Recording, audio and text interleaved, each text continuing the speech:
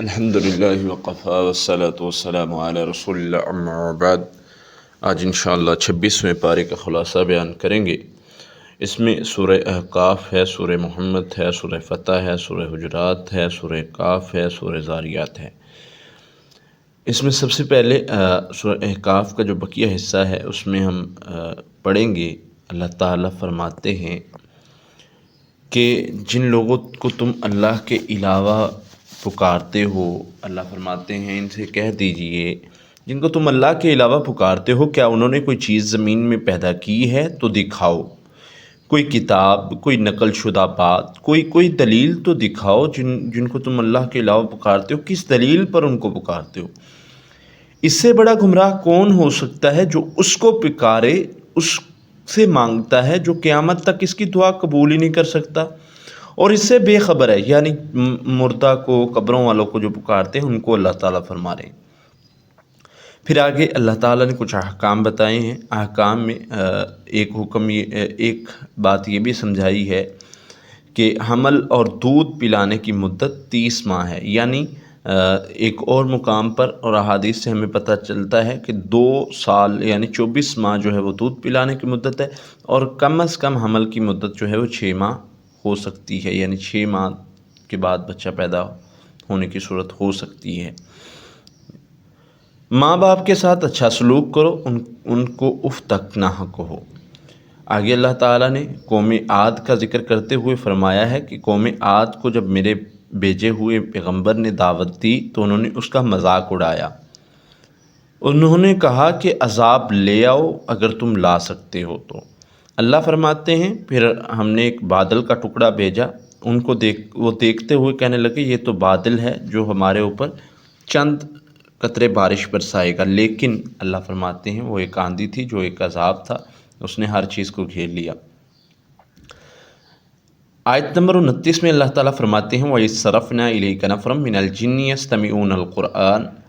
جنوں کا ایک گروہ جنہوں نے دعوت سنی، وہ گزر رہا تھا، انہوں نے دعوت سننے کے بعد انہوں نے اس کو قبول کیا اور ڈرانے والے بن کے اپنے ساتھیوں کے پاس گئے۔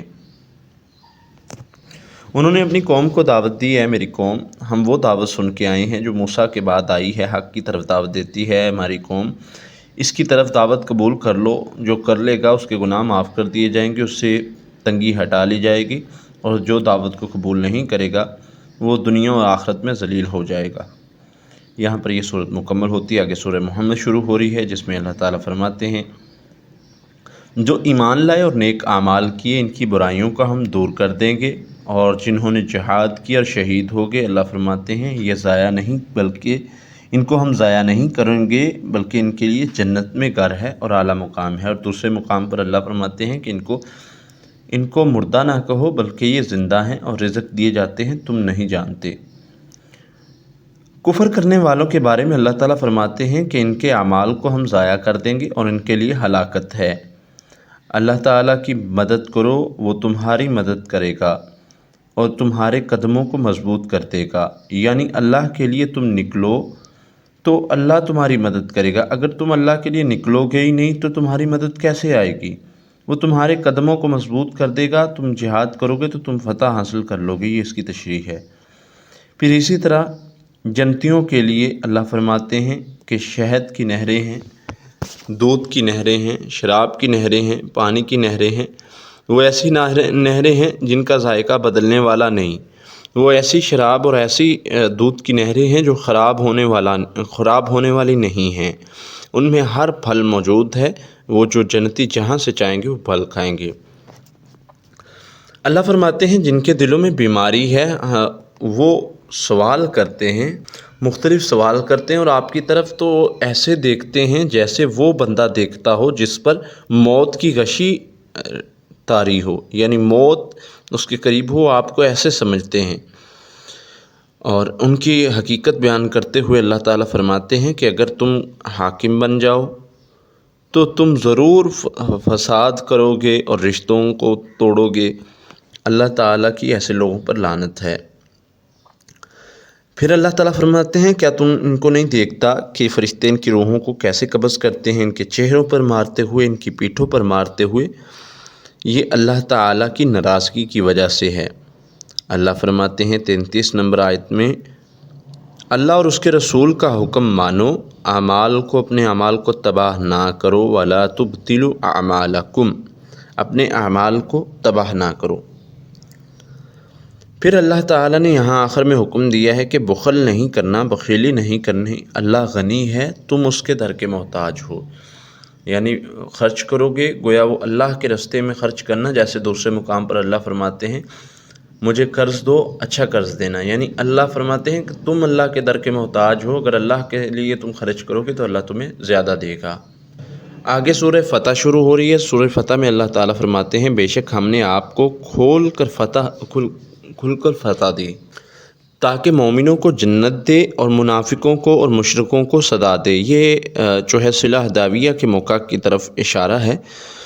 صلح حدیبیہ میں جب نبی صلی اللہ علیہ وسلم نے ان کی ساری شرطوں کو مان لیا تھا تو مومن پریشان تھے، اللہ نے اس کو فتح قرار دیا۔ پھر آگے ذکر ہے حضرت عثمان رضی اللہ عنہ کا، جب وہ گئے تھے معاہدہ کرنے کے لیے، لیکن جھوٹی افواہ پھیل گئی تھی کہ ان کو شہید کر دیا گیا ہے، تو نبی صلی اللہ علیہ وسلم کے ہاتھ پر 1400 صحابہ نے بیعت کی تھی کہ ہم جو ہے وہ عثمان رضی اللہ عنہ کا بدلہ لے کر جائیں گے، یا یہاں تک کہ ہمیں شہید کر دیا جائے، یا تو ہمیں شہید کر دیا جائے یا ہم بدلہ لے کے جائیں گے۔ اس کو بیعت رضوان کہا جاتا ہے۔ اس درخت کے نیچے اللہ فرماتے ہیں وہ تمہارے ہاتھ نہیں تھے، تمہارا ہاتھ نہیں تھا بلکہ اللہ کا ہاتھ تھا، وہ اللہ کے ہاتھ میں بیعت کر رہے تھے، یعنی اتنا عظیم قرار دیا ہے۔ اور اللہ تعالیٰ نے ان کا فرمایا ہے، ان کا بار بار ذکر کیا ہے کہ تم نے ان کو نہیں دیکھا جنہوں نے درخت کے نیچے بیعت کی تھی۔ اللہ ایمان والوں پر راضی ہو گیا جب وہ درخت کے نیچے بیعت کر رہے تھے۔ پھر اسی طرح اللہ تعالیٰ آگے سورہ حجرات شروع ہو رہی ہے، اس میں کچھ احکام بیان کر رہے ہیں۔ اللہ رسول سے آگے نہ بڑھو، اے ایمان والو، اللہ اور اس کے رسول سے آگے نہ بڑھو، یہ تمہارے لیے بہتر ہے۔ اپنی آوازوں کو بلند نہ کرو۔ اللہ اور اس کے رسول سے آگے نہ بڑھنے سے مراد جتنا حکم دیا ہے اتنا ہی کرو، اس سے بڑھو گے یعنی وہ کام کرو گے جس سے جو نہیں نبی صلی اللہ علیہ وسلم نے کیے خود ساختہ بناؤ گے تو وہ تمہارے لیے بہتر نہیں ہے۔ آوازوں کو اونچی نہ کرو، اپنے اعمال کو تباہ نہ کر لینا، یعنی آواز ایک تو نبی صلی اللہ علیہ وسلم کی محفل میں ہے، ایک صحابی تو اپنے گھر میں بیٹھ گئے تھے اسی ڈر سے کہیں آواز اونچی نہ ہو جائے، دوسرا احکام میں ہے، احکام و مسائل میں خود ساختہ باتیں نہ گھڑو۔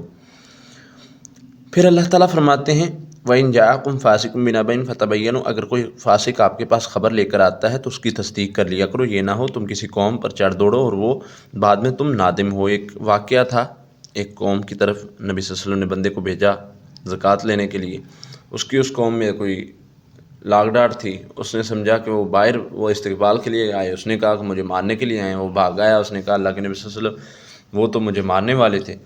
نبی صلی اللہ علیہ وسلم نے لشکر تیار کیا اور ان کی طرف بھیجنا چاہا کہ ان کو جا کے جو ہے وہ مارو، لیکن اس کے بعد انہوں نے جو ہے وہ پیچھے بندے بھیج دیے زکوٰۃ دے کے، تو نبی صلی اللہ علیہ وسلم تک پہنچی تو اللہ تعالیٰ نے یہ آیات نازل کر دی کہ یہ نہ ہو بعد میں تم نادم ہو۔ اللہ فرماتے ہیں دو بڑے گروہوں کے درمیان صلح کرواؤ، اگر ان میں لڑائی ہو جائے تو صلح کرواؤ۔ اگر ایک زیادتی کر رہا ہو تو دوسرے جس پر زیادتی کی جا رہی ہے اس کے ساتھ ہو کے اس زیادتی کرنے کے والے کے خلاف لڑو یہاں تک کہ وہ واپس لوٹ آئے۔ مومن آپس میں بھائی بھائی ہیں، بس ان میں صلح کرواؤ۔ پھر اللہ تعالیٰ نے فرمایا کہ اگر اے ایمان والو، اے لوگوں جو ایمان لائے ہو، کوئی قوم کسی قوم کا، کوئی عورت کسی عورت کا مذاق نہ اڑائے، ہو سکتا ہے وہ اس سے بہتر ہو، نہ ایک دوسرے کو برے ناموں سے پکارو، ایمان لانے کے بعد یہ بہت بڑا گناہ ہے۔ اے لوگو بدگمانی سے بچو، بے شک بدگمانی گناہ ہے، اکثر بدگمانی سوچنا گناہ ہے۔ جاسوسی نہ کرو، غیبت نہ کرو۔ کیا کوئی پسند کرتا ہے اپنے مردہ بھائی کا گوشت کھانا؟ نہیں، کوئی پسند نہیں کرے گا، تو یہ غیبت کرنا گویا مردہ بھائی کا گوشت کھانے کے برابر ہے۔ اللہ تعالیٰ فرماتے ہیں ہم نے تم کو ایک مرد اور عورت سے پیدا کیا، تمہارے قبیلے تعارف کے لیے بنائے۔ اللہ کے قریب تو وہی ہے جو تقویٰ میں زیادہ بہتر ہے۔ اللہ تعالیٰ اسی کو اپنے قریب کرتا ہے۔ آپ صلی اللہ علیہ وسلم کو وہ احسان جتلاتے تھے کہ ہم ایمان لائے۔ اللہ فرماتے ہیں کہ ان سے کہو کہ تم احسان نہ جتلاؤ، بلکہ اللہ نے تم پر احسان کیا ہے کہ تمہیں ایمان کی دولت سے نوازا ہے۔ آگے سورہ قاف شروع ہوتی ہے اور اس میں اللہ تعالیٰ نے کچھ ان لوگوں کے اعتراضات رکھے، پھر ان کا جواب دیا ہے۔ انہوں نے کہا کہ جب ہم مر جائیں گے، مٹی ہو جائیں گے، تو کیا واپس لوٹنے والے ہیں؟ اللہ تعالیٰ فرماتے ہیں کہ انہوں نے نہیں دیکھا آسمان کی طرف ہم نے کیسے سجایا ہے، زمین کو کیسے پھیلایا ہے، اور اس میں پہاڑوں کو گاڑا ہے، آسمان سے پانی کو اتارا ہے، جس سے باغات اور کھیتیاں بنتی ہیں، باغات اور کھیتیاں اگتے ہیں، جس سے کھجوریں اور بہت ساری چیزیں پیدا ہوتی جو تم کھاتے ہو۔ ہم مردہ شہروں کو زندہ کرتے ہیں، یہ کیا چھوٹی نشانی ہے؟ ہم نے انسان کو پیدا کیا، ہم جانتے ہیں کہ اس کا نفس اس کو کیسے وسوسے ڈالتا ہے۔ اللہ فرماتے ہیں جب سور پھونکا جائے گا، وعدے کا دن آ گیا، اس دن تمہیں پتہ چل جائے گا، جو بڑی غفلت میں تھے ان کو پتہ چل جائے گا، اور ان کے لیے جہنم ہے۔ اور شیطان اس دن کہے گا کہ اللہ میں نے تو اس کو عمل گناہ پر نہیں لگایا تھا، یہ تو خود ہی لگا تھا۔ اللہ فرمائیں گے ان کو جہنم میں ڈال دو، اور جہنم کہے گی حال میں مزید کیا اور بھی ہیں، یعنی اللہ اور بندے میں جہنم کے اندر ڈالو۔ پھر جنتیوں کا ذکر کرتے ہوئے اللہ فرماتے ہیں جنت جو ہے وہ متقین کے لیے ہے، اور ان کی اللہ تعالیٰ نے کیا نشانیاں بیان فرمائی ہیں، وہ جنہوں نے رحمان کو دیکھے بغیر اللہ سے ڈرے، ان کے لیے جنت ہے۔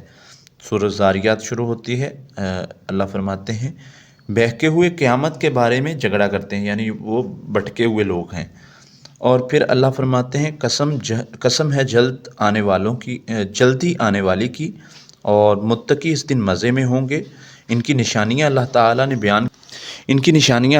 نے بیان کی ہیں کہ رات کو کم سوتے ہیں، رات کے پچھلے پہر بخشش مانگتے ہیں۔